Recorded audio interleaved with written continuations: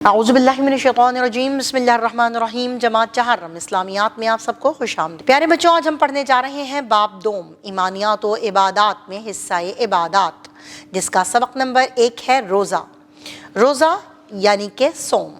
حاصلات تعلم یہ ہے کہ سبق کی تکمیل کے بعد طلبہ اس قابل ہو جائیں گے کہ وہ روزے یعنی صوم معنی و مفہوم جان سکیں، روزے صوم کی اہمیت و فضیلت اور احکام جان سکیں، روزے صوم کے حقیقی مقاصد اور فوائد سے آگاہ ہو سکیں، رمضان المبارک میں عبادت کرنے کی ترغیب حاصل کر سکیں، رمضان المبارک میں اعتکاف اور شب قدر کی اہمیت جان سکیں۔ مزید جاننے کے لیے پڑھتے ہیں کہ نبی کریم خاتم النبیین صلی اللہ علیہ وآلہ آلہ وصحبہ وسلم نے فرمایا، جنت کے 8 دروازے ہیں، ان میں سے ایک دروازے کا نام ریان ہے، اس میں صرف روزے دار ہی داخل ہوں گے۔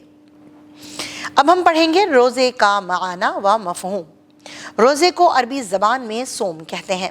صوم کے معنی کسی کام سے رکنے یا ٹھہرنے کے ہیں۔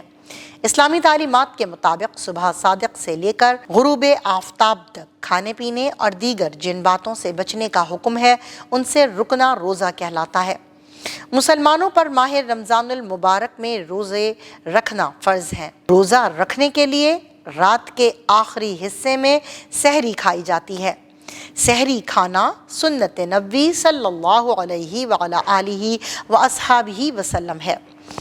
سحری کھانے کے بعد سورج غروب ہونے پر افطاری کی جاتی ہے۔ اب پڑھیں گے روزے کی اہمیت و فضیلت۔ روزہ دین اسلام کا بنیادی رکن اور ایک اہم عبادت ہے۔ روزہ ہر عاقل اور بالغ مسلمان مرد و عورت پر فرض ہے۔ جس طرح روزے امت مسلمہ پر فرض کیے گئے ہیں، اسی طرح یہ پہلی امتوں پر بھی فرض تھے۔ ارشاد باری تعالیٰ ہے، سورۃ البقرہ کی آیت نمبر 183 ہے، یا ایھا الذین آمنوا کتب علیکم الصیام کما کتب علی الذین من قبلکم لعلکم تتقون۔ اے ایمان والو، تم پر روزہ رکھنا فرض کیا گیا ہے جس طرح تم سے پہلے لوگوں پر فرض کیا گیا تھا، تاکہ تم نافرمانی سے بچ سکو۔ نبی کریم خاتم النبیین صلی اللہ علیہ وآلہ آلہ وصحبہ وسلم نے فرمایا، جس نے رمضان کے روزے ایمان کے ساتھ اور ثواب کی نیت سے رکھے، اس کے اگلے جو گزر چکے ہیں تمام گناہ معاف کر دیے جائیں گے۔ روزہ ایک ایسی عبادت ہے جس کا اجر بے حساب۔ رسول کریم خاتم النبیین صلی اللہ علیہ وآلہ آلہ وصحبہ وسلم نے فرمایا، اللہ تعالیٰ فرماتا ہے کہ انسان کا ہر نیک عمل خود اسی کے لیے ہے سوائے روزے کے، یہ خاص میرے لیے ہے اور میں ہی اس کا بدلہ دوں گا۔ اب پڑھیں گے روزے کے حقیقی مقاصد و فوائد۔ روزہ رکھنے کے حقیقی مقاصد و فوائد بے شمار ہیں، ان میں سے چند درج ذیل ہیں۔ نمبر 1، روزہ رکھنے کا حقیقی مقصد انسان میں تقوی کی صفت پیدا کرنا ہے۔ تقوی سے مراد یہ ہے کہ انسان اللہ تعالیٰ کی ناراضی کے ڈر سے برے کاموں سے دور رہے، اسی لیے روزہ بہت سے گناہوں سے بچنے کا ذریعہ ہے۔ نمبر 2، روزہ رکھنے سے اللہ تعالیٰ کی رضا اور قرب حاصل ہوتا ہے، یعنی کہ آپ اللہ تعالیٰ کے مزید قریب ہوتے ہیں۔ نمبر 3، روزہ رکھنے سے روزے دار کے پچھلے تمام گناہ معاف ہو جاتے ہیں۔ نمبر 4، روزہ انسان میں پرہیزگاری پیدا کرتا ہے۔ نمبر 5، روزہ معاشرے کے افراد میں ایثار و قربانی کا جذبہ پیدا کرتا ہے۔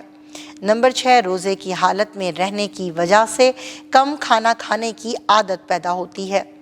نمبر 7، روزے میں بھوکا پیاسا رہنے کی وجہ سے روزے دار کے دل میں غریبوں سے ہمدردی کا جذبہ پیدا ہوتا ہے۔ مزید معلومات کے لیے آپ کو بتاتی چلوں کہ نبی کریم خاتم النبیین صلی اللہ علیہ وآلہ آلہ وصحبہ وسلم نے فرمایا، جب رمضان آتا ہے جنت کے دروازے کھول دیے جاتے ہیں اور دوزخ کے دروازے بند کر دیے جاتے ہیں اور شیاطین بیڑیوں میں جکڑ دیے جاتے ہیں۔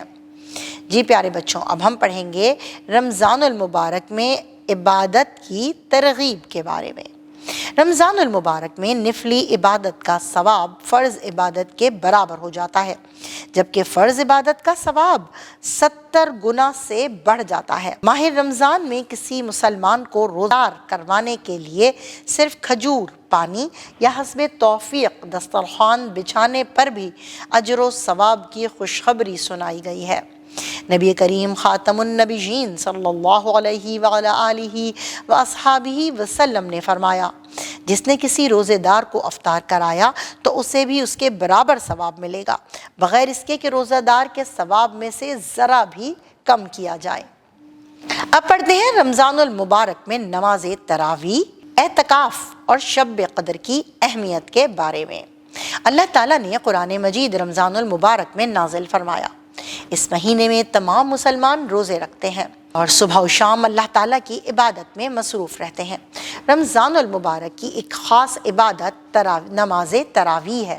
اس عبادت میں مکمل قرآن مجید سننے کی سعادت حاصل کی جاتی ہے۔ رمضان المبارک کی ایک اور خاص عبادت اعتکاف ہے۔ آپ خاتم النبیین صلی اللہ علیہ وعلی آلہ واصحابہ وسلم رمضان المبارک کے آخری عشرے میں ہر سال اعتکاف کیا کرتے تھے۔